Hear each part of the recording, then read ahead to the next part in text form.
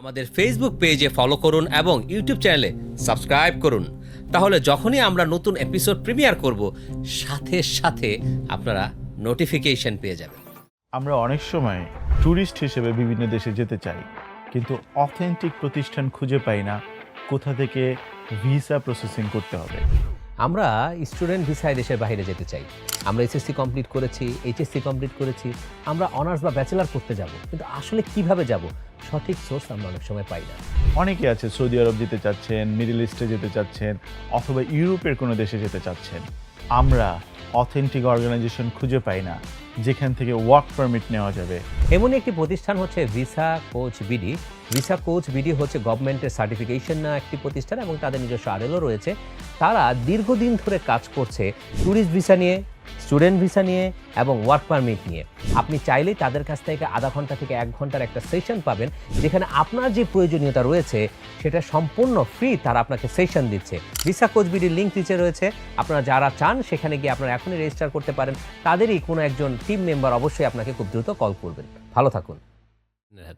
So Iran বলছে আমরা যুদ্ধ থামাতে রাজি আছি।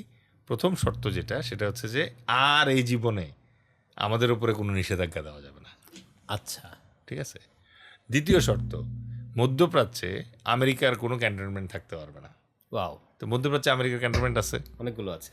একটা, ধরেন এই থেকে আপনি যদি শুরু করেন, জি, এই কাতারে আছে, কুয়েতে আছে, বাহরাইনে আছে, তারপরে সৌদি আরবে আছে, লেবাননে আছে, জর্ডানে আছে, ইরাকে আছে, সিরিয়াতে আছে। জি আর একটু উপরে গেলে আপনি দেখবেন যে টার্কিতেও আছে। জি তুরস্কেও কিন্তু ইউএস ক্যান্টনমেন্ট আছে, এটা ন্যাটোর ফোর্সের আন্ডারে। জি তো ইরান বলতেছে যে এই ক্যান্টনমেন্টগুলো সব এখান থেকে সরিয়ে দিতে হবে। জি। তো এই শর্ত সাপেক্ষে এখন মানে ইরান রাজি আছে এই যুদ্ধ বন্ধ করতে। তার মানে আমরা বলতে পারি ভাই এখন বল হচ্ছে ইরানের কোর্টে। অফকোর্স, কারণ এটা যুদ্ধ ওই ইরানের সম্ভবত একজন মন্ত্রী আরাকচি সম্ভবত বলছে যে যুদ্ধ অবশ্যই ইউএসএ শুরু করেছে, জি, কিন্তু যুদ্ধ কবে শেষ হবে এটা ডিসাইড করব ইমরান, মানে ইরান নির্ধারণ। যদিও গেম থিওরি বলতেছে ভিন্ন কথা। জি, গেম থিওরি অবশ্য বলছে যে ইরান অথবা মানে ইসরায়েল অথবা আমেরিকা, এদের কথায় যুদ্ধ শেষ হবে না, যুদ্ধ শেষ হবে অন্য আরেকটা কারণে। এই কারণটা কি হতে পারে ভাই? আচ্ছা, ওই কারণটা হচ্ছে স্টক। আচ্ছা, মানে দুজনের ভিতরে কোনো একজনের স্টক আগে শেষ হয়ে যাবে। কিসের স্টক? অস্ত্রের স্টক। অস্ত্রের স্টক। তো এইটা বোঝার জন্য যেটা দরকার জানা, সেটা হচ্ছে যে ইরান মূলত কিন্তু একটু সস্তা টাইপের মিসাইল এবং সস্তা টাইপের ড্রোন তৈরি করে। জি, যেমন রিসেন্ট একটা ইনসিডেন্ট আমি যেটা উদাহরণ হিসেবে বলতে পারি, যে ইরান একটা মিসাইল ছাড়লো যেটা $50,000 মূল্যের। জি, এইটা ইসরায়েলে পৌঁছানোর আগে বিভিন্ন জায়গা থেকে 11টা ইন্টারসেপ্টর ফায়ার করা হলো। তো একটা ইন্টারসেপ্টরের দাম হচ্ছে $1 মিলিয়ন। জি। তাইলে কি হলো, $50,000 দামের আপনি একটা মানে মিসাইলকে ধ্বংস করার জন্য $11 মিলিয়ন খরচ করলেন, রাইট? হিউজ। এটা তো একটা ক্ষেত্রে বললাম। এবং এই ক্ষেত্রে মজার ঘটনা যেটা হয়েছে, ইরান বিশ্বে এই প্রথম এই টেকনিকটা ফলো করে সাফল্য পাইলো এবং এখন পর্যন্ত পাচ্ছে। অনেকেই হয়তো বলবে যে মানে টেকনিকটা কি ভাই, মানে চিপে মিসাইল তৈরি করা নাকি? টেকনিকটা বেশ কয়েকটা জিনিসের কম্বিনেশন। এটা হচ্ছে হাইব্রিড ওয়ার, অ্যাসিমেট্রিক ওয়ার আর অ্যাট্রিশন ওয়ার। তিন রকমের জিনিস। ওকে। তো এই তিনটার সে একটা কম্বিনেশন আছে। কম্বিনেশন কি? নাম্বার 1 যেটা করছে সেটা হচ্ছে সে অতি মানে হাইটেক যে মানে আমেরিকান টেকনোলজি আছে এটার এগেনস্টে হাইটেক হয়ে ফাইট করার চেষ্টা করে নাই। ওকে। সে সস্তা জিনিস দিয়ে তার হাইটেক জিনিস বেশি খরচ করাইছে। ওই যেটা আমি বললাম যে আমি $50,000 একটা মিসাইল পাঠাচ্ছি, বাট তোমার $11 মিলিয়ন ধসায় দিচ্ছি। জি। এবার আসি হচ্ছে আপনার দ্বিতীয় যে টেকনিকটা সে ফলো করছে, সেটা হচ্ছে যে এই যে মধ্যপ্রাচ্যের ইউএস ক্যান্টনমেন্টগুলো আছে, এই ক্যান্টনমেন্টগুলোতে কিন্তু রাডার সিস্টেম আছে। সে খুব পরিকল্পিতভাবে রাশিয়ান এবং চাইনিজ তথ্য এবং টেকনোলজির সহায়তা নিয়ে এই রাডারগুলো ধ্বংস করা শুরু করছে। আচ্ছা আচ্ছা, যেমন থার্ড যখন ধ্বংস হলো, ইট ওয়াজ রিয়েলি মানে ড্যামেজিং ফর আমেরিকা, কারণ 4 বছর লাগবে এই থার্ডের আবার এটা এখানে বসাইতে হলে। আচ্ছা, এটা মানে প্লাগ অ্যান্ড প্লে না, ইট টেক্স টাইম। আচ্ছা, আবার এই যে থার্ডের যে ইয়ে ছিল, এই ওখানে যে ইন্টারসেপ্টরগুলো ছিল, জি এই ইন্টারসেপ্টর এত দামি যে আমেরিকার মতো প্রোডাকশন লাইন বছরে অনলি 96টা তৈরি করতে পারে এক বছরে। আচ্ছা, ইন্টারসেপ্টরটা কি ভাই? এটা ইন্টারসেপ্টর মানে হচ্ছে আপনি একটা মিসাইল ছাড়লেন, এই মিসাইলটাকে থামানোর জন্য যে কটা মিসাইল ছাড়া হয়, জি। প্যাট্রিয়ট বলি আমরা। জি প্যাট্রিয়ট এবং থার্ড আলাদা। জি প্যাট্রিয়টের মানে একটু ধরেন যে আমি সহজে যদি বলি, প্যাট্রিয়টটা একটু কম দামি, থার্ড আরও বেশি দামি। আচ্ছা ঠিক আছে। সো এই যে মিসাইলগুলো, এগুলোকে বলে ইন্টারসেপ্টর। ওকে। এখন তাহলে এতদিন পর্যন্ত ইসরায়েলকে কেউ ফুলের টোকা কেন দিতে পারে নাই? কারণ আপনি ফুল মারলেও এটা থার্ড অথবা প্যাট্রিয়ট দিয়ে সে থামায় দিত। জি ইরান করলো কি, এই প্রথম তার যুদ্ধের টেকনিকে চেঞ্জ আনলো। সে আমেরিকান সৈন্য অথবা ইসরায়েলি সৈন্যের ব্যাপারে মাথা ঘামালো না। সে করলো কি, আস্তে আস্তে এই যে আইজ অ্যান্ড ইয়ার্সগুলো আছে এগুলো ধ্বংস করলো। এর ফলে একটা ভয়াবহ জিনিস ঘটলো। আগে যেটা হতো যে আপনি ইরান থেকে যখন একটা মিসাইল মারবেন, জি এই মিসাইলটা আকাশে ওঠার মাত্র, মানে মিসাইলটা লঞ্চ হওয়া মাত্র ইসরায়েল টের পেয়ে যেত আমেরিকান এই টেকনোলজির কারণে, জি। এবং তারা কম বেশি 20 মিনিট সময় পেত আচ্ছা, একটা মিসাইলকে ধ্বংস করতে, একটা মিসাইল মানে ইন্টারসেপ্ট করতে। জি তারা 20 মিনিটেরও বেশি সময় পাইতো। ওকে। আর এই যে চোখগুলো ধ্বংস হওয়ার কারণে জর্ডানে, সৌদি আরবে এবং বাহরাইনে জি। যে রাডারগুলো আছে, এই রাডারগুলো ধ্বংস হওয়ার কারণে এখন 20 মিনিটের জায়গায় তারা অনলি 1.5 মিনিট সময় পায়। ও ঠিক আছে। এবং এই জন্য আপনি দেখবেন যে গত 3-4 দিন ধরে ইসরায়েলের ওপরে অনেক অ্যাকুরেটলি এই মিসাইল আক্রমণ চলছে। এবং এই মিসাইল আক্রমণের ভয়াবহতা এমন যে অনেক ইসরায়েলিরা নাকি বলছে যে ইসরায়েলের তেলাবিব শহর দেখতে এখন একটা গাজার মতো হয়ে গেছে। ঠিক আছে। তো মানে এই জায়গাটাতে ইরান যে টেকনিকটা ফলো করতেছে, জি ভাই। এই টেকনিকটা সস্তা টেকনিক, বাট সফল টেকনিক, জি কার্যকরী টেকনিক। সুতরাং যতক্ষণ পর্যন্ত এই জায়গায় ওই মানে ইনফ্যান্ট্রি ফোর্সেস না আসবে, গ্রাউন্ড ফোর্সেস না আসবে, ততক্ষণ পর্যন্ত আকাশ থেকে আমেরিকা এই যুদ্ধের কোনো ফলাফল আনতে পারবে না। ভাই, যুদ্ধে জয়ী হতে হলে কি অবশ্যই গ্রাউন্ড ফোর্সেস বা ভূমিতে যে বাহিনী তাকে মুভ করতে হয় বা তাকে সেটা জয় করতে হবে? সেটা কিরকম? এটা সামান্য কিছু ডিবেট ছাড়া এটা এরকমই। আচ্ছা হ্যাঁ, আমরা জানি যে ইরানের অনেকগুলো বাহিনী আছে, বিশেষ করে যেটা মধ্যপ্রাচ্যে সবাই এটা নিয়ে অনেক শঙ্কিত, বিশেষ করে সুন্নি কান্ট্রিগুলো। তাদের আইআরজিসি বাহিনী আছে, সেনাবাহিনী আছে, ইন্টেলিজেন্সি আছে, তাদের যে বিভিন্ন রকমের সেনাবাহিনী, তাদের সম্পর্কে যদি কিছু বলেন। না, ওদের মূলত আমি যেটা দেখছি যে ওদের মূল সেনাবাহিনী একটা, আর একটা হচ্ছে আইআরজিসি। আইআরজিসি হচ্ছে ওদের মানে পলিটিক্যাল আর্মির মতো, যেটা চাইনিজ যে আর্মি আছে ওইটাও কিন্তু চায়নার মেইন আর্মি না, ওটা হচ্ছে মানে পিপলস আর্মি বলে ওরা, পলিটিক্যাল পার্টির আর্মি এটা। সো এরকমভাবে ওর একটা ব্লেন্ডিং ওই জায়গায় আছে। আর তার সাথে তাদের বেশ কিছু মানে প্রক্সি আছে, এদেরকে নিয়েই হচ্ছে ইরানিয়ান মেইন শক্তি আর কি। ভাইয়া, আমরা দেখছি যে ইরান অনেক বছর ধরে পারমাণবিক অস্ত্র তৈরি করছে বা করে ফেলেছে। তো আপনার কি মনে হয়, ইরান কি আসলেই পারমাণবিক অস্ত্র তৈরি করে ফেলেছে বা ভবিষ্যতে আদৌ করতে পারবে? আমার কাছে যেটা মনে হয়, ইরান মানে পারমাণবিক সক্ষমতা অর্জনের চূড়ান্ত পর্যায়ে ছিল, এবং তারা এই মানে পারমাণবিক অস্ত্র হয়তো চাইলেই বানাতে পারতো, ওরকম একটা অবস্থায় ছিল। এখন এক একটা দেশের না রিকোয়ারমেন্ট এক এক রকম। যেমন মজার ব্যাপার যেটা, নাম্বার 1, যে পৃথিবীতে আমেরিকা হচ্ছে একমাত্র রাষ্ট্র জি যেই রাষ্ট্রটা পারমাণবিক অস্ত্র পৃথিবীতে ব্যবহার করছে একমাত্র। ওকে।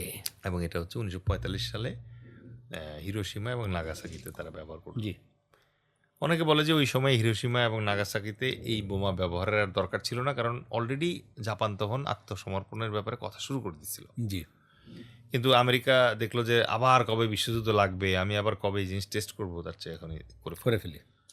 তো এটা নিয়ে বিতর্ক আছে এখনো, জি। যে এটা অপ্রয়োজনীয় ছিল। তো পৃথিবীতে একমাত্র এই পারমাণবিক বোমা ব্যবহারের অভিজ্ঞতা তাহলে আমেরিকারই আছে। জি আচ্ছা, এরপরে এই পারমাণবিক বোমা আর কার কার আছে? টোটাল পৃথিবীতে 9টা দেশের আছে। এর ভিতরে 5টা দেশ আছে, ইউএসএ, ইউকে, ফ্রান্স, রাশিয়া, চীন। জি এই 5টা দেশের আছে হচ্ছে এরা যেহেতু বিগ 5, জাতিসংঘে আপনি দেখবেন যে এই 5 জনই কিন্তু ভেটো দেয় বা ভোট দেয়। ভেটো পাওয়ার আছে। তো তার মানে কি যাদের পারমাণবিক সক্ষমতা আছে তারা ভেটো দিতে পারে। জি, তো এটা গেল একটা অংশ। এ বাদে আরো 4টা কান্ট্রি আছে যে 4টা কান্ট্রির পারমাণবিক সক্ষমতা আছে। কার কার? ভারত, পাকিস্তান, উত্তর কোরিয়া, ইসরায়েল। আচ্ছা, এই হচ্ছে টোটাল 9টা কান্ট্রি। 9টা। আরেকটা কান্ট্রি আছে যে কান্ট্রিটার মানে পারমাণবিক সক্ষমতা ছিল কিন্তু তারা স্বেচ্ছায় এটা ধ্বংস করে ফেলছে। সেটা হচ্ছে দক্ষিণ আফ্রিকা। ঠিক আছে, ওকে, তাদের পারমাণবিক সক্ষমতা ছিল জি। কিন্তু তারা এটা ধ্বংস করে ফেলছে। আবার আরেকটা কান্ট্রি আছে যে কান্ট্রির পারমাণবিক সক্ষমতা ছিল যেটা তারা দিয়ে দিছে, এটা হচ্ছে ইউক্রেন। আচ্ছা, ইউক্রেন একসময় তাদের এই পারমাণবিক বোমাগুলা রাশিয়াকে ফেরত দিয়ে দিচ্ছিল। জি, তো এই হচ্ছে পারমাণবিক বোমার গল্প। জি, এর ভেতরে ইরানের কাছে তো মানে আমেরিকা এই পুরো প্রোগ্রামটাই দিয়েছিল জি, এবং তারা এই প্রোগ্রামের উপর বেস করে ইউরেনিয়াম এনরিচ করতেছিল। জি, সো ইউরেনিয়াম এনরিচমেন্ট এমন একটা পর্যায়ে ছিল যেখান থেকে মানে ধারণা করা হয় যে চাইলেই 7 থেকে 10 দিনের ভেতরে ইরান পারমাণবিক বোমা তৈরি করতে পারবে। জি, আর আমেরিকা তো বারবার বলতেছে যে আমরা তাদের এই পারমাণবিক বোমার সক্ষমতা ধ্বংস করতে চাই। প্রশ্ন এটা হইতেই পারে যে পৃথিবীতে আরও 9টা দেশের পারমাণবিক বোমা আছে, তাহলে ইরান কেন পাবে না? এটা কেন তার অধিকার না? অ্যাবসলিউটলি ভাই। তো এই প্রশ্ন কেউ জিজ্ঞেস করে না এই পৃথিবীতে। কিন্তু সবাই যে প্রশ্নটা জিজ্ঞেস করতেছে যে গত বছরই তুমি একবার বললা যে পারমাণবিক সক্ষমতা ধ্বংস করে গেছো, এই বছর আবার কই থেকে আসলো? এই 1 বছরের ভিতরে সে কিভাবে এনরিচ করলো? এটা তো সম্ভব না। সম্ভব না। সো এই কারণে আমি মনে করি যে যদি ইরানের পারমাণবিক সক্ষমতা থেকেই থাকে জি, তাইলে এটা গত বছরের আগেই হয়ে গেছে। ওকে, কিছু ওয়ারহেড হয়তো তার আছে। জি, আর যদি তার তখন না থেকে থাকে তাহলে এখন নতুন করে এই মানে ভোলাটাইল পরিস্থিতিতে তাকে যদি রেডিমেড ওয়ারহেড রাশিয়া অথবা চীন সাপ্লাই না করে তাহলে তার পক্ষে এখন ঠান্ডা মাথায় বসে পারমাণবিক বোমা তৈরি করাটা কেন জানি আমার কাছে মনে হয় বেশ চ্যালেঞ্জিং।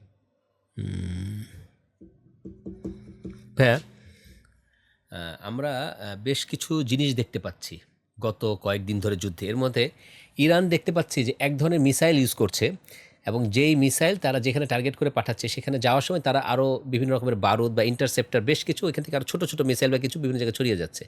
দেখা যাচ্ছে যে মিসাইল ইরান থেকে হয়তো ইসরায়েল যাচ্ছে তেলাবিবে, তেলাবিবে ঢোকার পরপরই ওইখান থেকে আরও ছোটো ছোটো মিসাইলের মতো বিভিন্ন জায়গায় ছড়িয়ে পড়ছে বা ইসরায়েল দেখা যাচ্ছে ওই মিসাইলটাকে ধ্বংস করে দিচ্ছে, তারপরেও সেটা থেকে ওই ধ্বংস হওয়ার আগে বিভিন্ন পার্ট বিভিন্ন জায়গায় ছড়িয়ে পড়ছে। এটা কোন ধরনের মিসাইল ইউজ করছে ইরান? না এটা এই ধরনের বোমা আছে অলরেডি, আর্টিলারি শেলই আছে, এটা ক্যানিস্টার বোমা বলে। জি, ক্যানিস্টার শেল মানে হচ্ছে আপনি একটা বড় শেলের ভেতরে এরকম ছোট ছোট আবার শেল, আপনি জাস্ট কল্পনা করেন যে আপনি একটা এত বড় একটা বোমা বানাইলেন, জি, এই বোমার ভিতরে আপনি 10টা গ্রেনেড সাজায় রাখলেন, তাহলে কি হলো? এই বোমাটা যখন বাস্ট হবে ভেতর থেকে 10টা গ্রেনেডও বাস্ট হবে আলাদা আলাদাভাবে। তো এইটা হচ্ছে বেস কনসেপ্ট। এই কনসেপ্টটা এই কারণে করা হয় যে আপনি যখন প্রায় ধরেন 500-600 কিলোমিটার দূরে ট্রাভেল করে যখন মিসাইলটা যাওয়ার পরে এটা যখন হিট করে তখন আপনি যদি একটা মাত্র রাখেন, মিসাইল ভর্তি বোমা রাখেন, জি ভাই, ওয়ারহেড, তাহলে এক ধরনের ক্ষতি হবে। আর যখন আপনি ছোট ছোট ক্যানিস্টারের মতো করে ছড়ায় দিবেন এতে ক্ষতিটা অন্যরকম হয় কি যে একটা বোমা একবার পড়লো, একবার বাস্ট হলো, একটা বিল্ডিং ধ্বংস হয়ে গেল। জি ভাই, কিন্তু এরকম ছোট ছোট বোমা যখন একটা এলাকায় ছড়ায় পড়ে তখন না যেটা হয় যে এই এলাকা জুড়ে আপনার সাধারণ মানুষের হাঁটা চলা তখন ডিফিকাল্ট হয়ে যায়, জি ভাই, কারণ এটা অনেকটা ওই যে মাইনের মতো বাস্ট হতে পারে। এবং এর কারণে যেটা হয় যে বোমা আপনি হয়তো আজকে এটা ফেললেন, আজ থেকে দেখা গেলো 6 মাস 7 মাস 8 মাস পরেও এটার কারণে এটা আবার ব্লাস্ট হতে পারে, ব্লাস্ট হচ্ছে। হচ্ছে। এটা ব্লাস্ট না হলে ওইটা না হলে ওইটা। আর একটা হচ্ছে যে এই ধরনের বোমা যখন আপনি কোথাও ফেলবেন তখন এটা ক্লিয়ার করতে অনেক সময় লাগে। ও, সো এটার পিছনে আপনার প্রচুর বোম ডিসপোজাল এফোর্ট দেওয়া লাগে। সো এইটা খুব ডিস্টারবেন্স একটা বোমা। ভাই এটার নাম কি এই মিসাইলটার? Canister source of, canister source. মানে এটার ক্যানিস্টার মানে হচ্ছে যে আপনি বড় একটা খোলের ভেতরে ছোট ছোট জিনিস ঢুকে রাখেন। ও, বা ইরানের এই যুদ্ধে বা মিসাইল যে তারা ব্যবহার করছে বা মিসাইল তারা ছুটছে, এই ক্ষেত্রে কি নর্থ কোরিয়া, যাকে আমরা বলি মিসাইল ম্যান, কিম জং উন, সে কি সহযোগিতা করছে এই মিসাইল তৈরির ক্ষেত্রে বা মিসাইল দিয়ে ইরানকে এখন সহযোগিতা করছে? উত্তর কোরিয়ায় নিজে কিন্তু খুব একটা শক্তিশালী অথবা ধনী রাষ্ট্র না। জি, এবং উত্তর কোরিয়ার মানে অনেকেই মজা করে যে ওই মাঝে মাঝে বলে যে এতগুলো খেলনা নিয়ে আমি খেলতে আসলাম, কেউ আমাকে খেলায় নিচ্ছে না। কিম জং এর এরকম একটা কার্টুন অথবা ট্রল বানায় অনেক। জি বাট আসলে বাস্তবতাটা ভিন্ন। উত্তর কোরিয়া কিন্তু এমন কোনো খনিজ তেল সমৃদ্ধ অথবা স্বর্ণ সমৃদ্ধ অথবা হীরার খনি সমৃদ্ধ দেশ না। জি দ্বিতীয়ত যেটা হলো যে উত্তর কোরিয়ার সাথে দক্ষিণ কোরিয়ার সবসময় একটা টেনশন চলছে। সুতরাং উত্তর কোরিয়ার যাবতীয় ধ্যান জ্ঞান এবং মানে অস্ত্রের বিস্তার হচ্ছে দক্ষিণ কোরিয়াকে টার্গেট করে। ওকে এর বাইরে তার আসলে ওরকম ব্যাপ্তি নাই। এবার আসি তৃতীয়ত, ইরানের সাথে উত্তর কোরিয়ার যে সম্পর্ক, সেই সম্পর্কের সূত্র ধরে কিছু টেকনোলজি অথবা কাঁচামাল হয়তো এক্সচেঞ্জ হলেও হতে পারে আগে। বাট আমার কাছে কেন জানি মনে হয় যে উত্তর কোরিয়ার কাছে যা আছে তার চেয়ে বেটার টেকনোলজি ইরানের কাছে অলরেডি আছে। সুতরাং উত্তর কোরিয়ার আসলে দেয়ার কিছু নাই, এখানে আগে থেকে দেয়ার কিছু নাই। বরং ইরানের গবেষণা হয়তো ইয়েতে উত্তর কোরিয়াতে হেল্প করে থাকতে পারে, যেহেতু দুইটা দেশই আমেরিকান স্যাংশনের আন্ডারে পড়ে।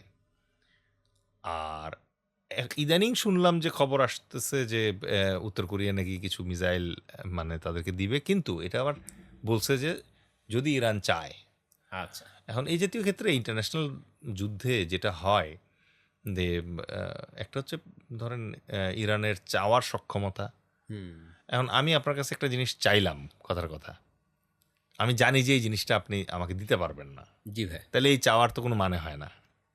দ্বিতীয়ত হচ্ছে আমি জানি যে এই জিনিসটা চাইলে আপনি আমাকে দিতে পারবেন, কিন্তু আমি নিতে পারবো না, মানে নেয়ার মিন্সটা নাই আমার কাছে, বা ওয়েটা নাই, ওইটা নাই, তার মানে এই চাওয়াটাও বৃথা। বৃথা। সুতরাং আন্তর্জাতিক লেহাজে নর্মালি যেই জিনিস মানে পসিবল না, প্লসিবল না, জি ওইটা নর্মালি কেউ চায় না।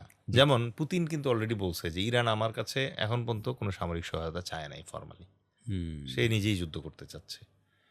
That's normal. ইরানের মতো একটা কান্ট্রি আরেকজনের ভরসায় বসে থাকবে না, এটা জানা কথা। কারণ এই যুদ্ধে মজার জিনিসগুলো আপনার বুঝতে হবে। রাশিয়া অথবা চায়না তারা কি আমেরিকার মতো করে চাইনিজ অথবা রাশিয়ান ট্রুপস পাঠাইছে ইরানের জন্য? পাঠাবে না। কারণ কি ভাই? কারণ ইন্টারন্যাশনালি এবং ঐতিহাসিকভাবে রাশিয়া এবং চীন কখনো আরেকজনের যুদ্ধে নিজে সৈন্য দেয় না। ওকে, এটা একমাত্র আমেরিকাই দিচ্ছে। ঠিক আছে, আচ্ছা। দ্বিতীয়ত হচ্ছে যে এখানে রাশিয়ার ইন্টারেস্ট আপনার বুঝতে হবে। রাশিয়ার ইন্টারেস্টটা কি? রাশিয়ার ইন্টারেস্ট হচ্ছে আমি ইউক্রেনের সাথে যুদ্ধ করতেছি, এই জায়গায় আমেরিকা তো ঝামেলা করতেছে। এখন আমেরিকাকে যদি আমি ইরানের সাথে লাগায় রাখতে পারি ওখানে কিছুদিন, তাহলে আমার এখানে একটু লোড কমবে। এবং যখন থেকে ইরানের সাথে আমেরিকার যুদ্ধটা লাগলো, তখনই কিন্তু অলরেডি ইউরোপে গ্যাস দেওয়া বন্ধ করে দিচ্ছে পুতিন। দ্বিতীয়ত পুতিন যেটা করছে, ওই ভলদিমির জেলেনস্কিকে নতুন করে রিভাইজ প্রস্তাব দিছে যে আমি যা চাই এটা দিয়ে তুমি যুদ্ধবিরতি মানবা কিনা, প্রেশার দিচ্ছে। তৃতীয়ত হচ্ছে এই মুহূর্তে পৃথিবীতে সবচেয়ে বেশি তেল বিক্রি করতেছে রাশিয়া। আচ্ছা ইভেন বাংলাদেশ আমেরিকার কাছে নাকি অনুমতি চাইছে যে আমরা রাশিয়ান তেল কিনতে চাই। আচ্ছা, ঠিক আছে, অনেকে এটা নিয়ে মানে হাসাহাসি করতেছে, এটা নিয়ে অনেকে ক্ষুব্ধ যে বাংলাদেশ কেন আমেরিকার কাছে পারমিশন চাইবে। বাংলাদেশ তো নিজেই নিয়ে আসতে পারে, নিয়ে আসতে পারে। বাট গ্লোবাল পলিটিক্সটা না এভাবে হয় না। গ্লোবাল পলিটিক্সে অনেক ইফস অ্যান্ড বার্ডস থাকে, যেটা ধরেন মানে আমরা অনেক সময় আমাদের পাবলিক যারা খুব নর্মালি রাষ্ট্র ব্যবস্থাটাকে বোঝার চেষ্টা করে, তারা এরকম অনেক সময় সব কিছু জানতে চায়। সব কিছু কেউ জানাবে না আপনাকে। এটা মনে করেন যে ধরেন আপনি একটা চুক্তি করলাম, এই চুক্তিতে আপনি কোন বেসিসে রেট কত ধরলাম, এটা কি আরেকজনকে জানাবো আমি? না, কখনোই না। আমার লাভের মানে আপনি যে কোনো একটা কোম্পানিতে গিয়ে, আচ্ছা এই যেই লোকটা বলতেছে যে আমাকে সব চুক্তি ওপেন করে দেন, ওই কোম্পানির আমি বলতেছি আচ্ছা আপনি জানতো গিয়ে, মানে কথার কথা বলছি, প্রাণ কোম্পানির গিয়ে বলেন তো যে কোন প্রোডাক্টে কত লাভ কী ভেগি করতেছে, ওটা আপনি জানেন? আপনাকে জানায় না, আপনি কেন আশা করতেছেন রাষ্ট্র তার সব চুক্তি আপনার ওপেন করে দিয়ে? তাই তো। তো এটা কেস টু কেস বেসিসে এরকম হয়। আচ্ছা, তো এখন রাশিয়ার মজা হচ্ছে যে সে এখন ধুমায় তেল বিক্রি করতেছে, গ্যাস বিক্রি করবে। আচ্ছা, চীনের ব্যাপারটা কি? চীন হচ্ছে ইরানের সবচেয়ে বেশি তেল ক্রেতা, আচ্ছা, মানে নাম্বার ওয়ান বায়ার। তো ইরান মানে চায়না চিন্তা করছে যেটা, যে ঠিক আছে ইরান একটু যুদ্ধ খেলুক ওদিকে, তাহলে আমার লাভ কি?